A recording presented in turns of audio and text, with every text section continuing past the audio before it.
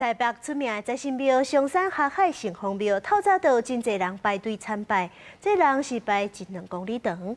立丰市专工准备2万份的发财金，予信众领。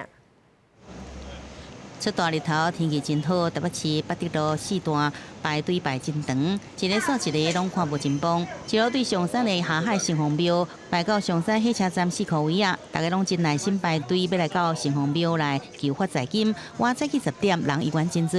早上你们是几点来排队的7点半，排这么久，值得吗？都1年1次热闹，让阿嬷出来运动运动。来到庙前，信众大家提求来发财金过路。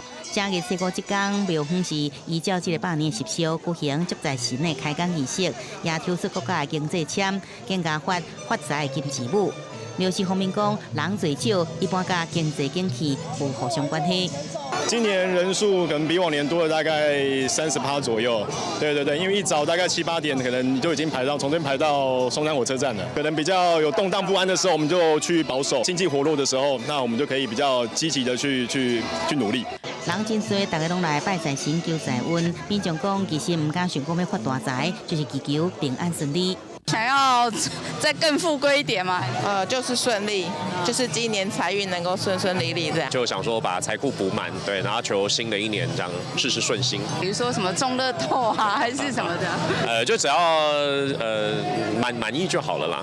祈求顺利顺心，杨国民就讲，若真正在神爷有素材，就非常感谢咯。台中早起后，真侪民众趁开工的日子来买彩券，并食手气，总共有买就希望。记者综合报道。